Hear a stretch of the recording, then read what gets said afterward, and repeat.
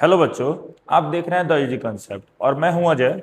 और आज से मैं एक सीरीज शुरू कर रहा हूं। क्लास 12 में जितने भी इम्पोर्टेंट डेरिवेशन हैं, इम्पोर्टेंट टॉपिक्स हैं, उनको मैं डे बाय डे अपलोड करूंगा इस चैनल पे। अगर आप इस चैनल पर नए हैं तो वीडियो को लाइक कर दीजिए, चैनल को सब्सक्राइब कर दीजिए और अपने दोस्तों के पास भी जरूर शेयर करिए ताकि उनको भी क्लास 12 में हेल्प मिल सके। चलिए वीडियो को बिना लेट किए शुरू करते हैं। आज का टॉपिक है हमारा कूलाम बॉल। और आप सब जानते हैं, अगर 12 के विद्यार्थी हैं तब सब जानते हैं कि सबसे पहला टॉपिक हमारा डेरिवेशन यहीं से शुरू होता है, कूलाम बॉल से। तो कूलाम बॉल होता क्या है आज हम जानेंगे। तो कूलाम बॉल क्या होता है कि अगर हमारे पास दो बिंदु आवेश हैं, मान लेते हैं कि हमारे पास एक बिंदु आवेश है Q1 और एक बिंदु आवेश है Q2, ठीक। और इनके बीच की दूरी है R। दो हमारे पास बिंदु आवेश हो गए Q1 और Q2 और बीच की दूरी हो गई क्या, R। और हम सब जानते हैं कि अगर दो आवेश हैं तो उनके बीच क्या लगेगा, या तो आकर्षण बल लगेगा या तो प्रतिकर्षण बल लगेगा।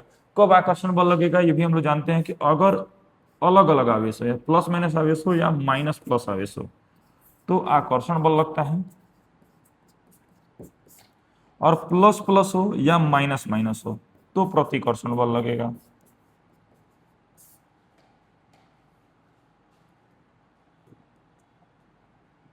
प्रतिकर्षण बल लगेगा, ठीक। समान आवेशों के बीच प्रतिकर्षण लगता है और असमान आवेशों के बीच आकर्षण लगता है। तो इन दोनों के बीच कुछ ना कुछ बल काम करेगा। आकर्षण भी हो सकता है, प्रतिकर्षण भी हो सकता है। अगर दोनों समान आवेश हो गए तो प्रतिकर्षण लगेगा, अलग अलग आवेश हो गए तो आकर्षण बल लगेगा। तो कूलाम बल क्या कहता है, एक बार पढ़ लेते हैं। लिखा गया दो बिंदु आवेशों के बीच लगने वाला आकर्षण या प्रतिकर्षण बल। देखिए, दो बिंदु आवेशों के बीच लगने वाला आकर्षण या प्रतिकर्षण बल आवेशों के बीच के दूरी के वर्ग के व्युत्क्रमानुपाती होता है तथा दोनों आवेशों के गुणनफल के समानुपाती होता है। इसी बात को हम समझते हैं कि इसमें बोला कि जो बल है, ये बल क्या होगा, समानुपाती होगा। किसके, तो दोनों आवेशों के गुणनफल के। पहला आवेश Q1 है और दूसरा आवेश Q2 है, तो दोनों आवेशों के गुणनफल के क्या होगा, समानुपाती। इसको समीकरण 1 मान लेते हैं हम। और यही जो बल होगा ये व्युत्क्रमानुपाती होगा किसके, बीच के दूरी के वर्ग के। तो हमने बीच के दूरी का वर्ग का व्युत्क्रमानुपाती ले लिया, ये हो गया हमारा समीकरण 2। अब हम क्या कर सकते हैं, इसको समीकरण 1 तथा 2 से, समीकरण 1 तथा 2 से, और समीकरण 1 2 को आपस में मर्ज करें तो देखिए दोनों में F है, इसके बदले एक F, समानुपाती का साइन, ऊपर ही हो जाएगा Q1 Q2 और नीचे हो जाएगा R²। और हम सभी जानते हैं कि अगर समानुपाती का चिन्ह हटाना है तो कुछ ना कुछ कांस्टेंट हमको लेना पड़ेगा। तो हम इस समानुपाती का चिन्ह हटाने के लिए हमने कांस्टेंट लिया क्या, K। तो हमको मिला फॉर्मूला K Q1 Q2 बटा R², यानी हमको मिला कूलाम बल K Q1 Q2 बटा R²। आपको बता दें K का जो मान होता है वो होता है 1/4 पाई एप्सिलॉन नॉट, और 1/4 पाई एप्सिलॉन नॉट का जो मान होता है वो होता है 9 गुणे 10 के पावर 9 न्यूटन मीटर स्क्वायर बटा कूलाम स्क्वायर। तो हम इसको यहाँ से उठा के यहाँ रख भी सकते हैं कि F बराबर K का मान 1/4 pi epsilon not Q1 Q2 बटा R²। हमको एक और फॉर्मूला मिला कूलाम बल का, F बराबर 1/4 Q1 Q2 बटा R²।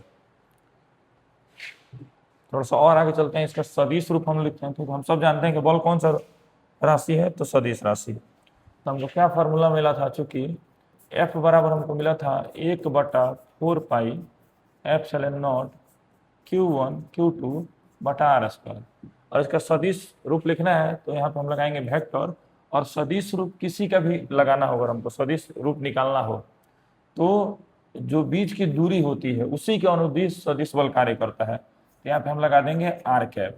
R² बताता है कि इसमें डायरेक्शन इंक्लूड हो गया है, ऐड हो गया है। और हम सब पढ़े हैं कि R² बराबर वेक्टर R बटा वेक्टर R, वेक्टर R बटा वेक्टर R का मॉड होता है, या इसी को हम लिख सकते हैं वेक्टर R बटा केवल R, क्योंकि इसको हम इतना लिख सकते हैं। हम इसको यहाँ पे ला के रख देंगे।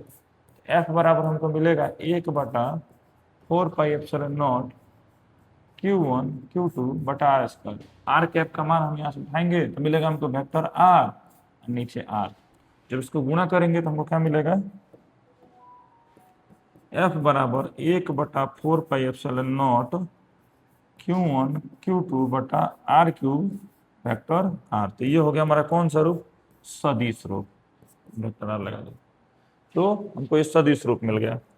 ठीक, एक चीज और हम जानेंगे, देखिए इसमें ε0 जो है इसको क्या कहते हैं, तो ε0 को हम लोग कहते हैं आकाश की या मुक्त आकाश की,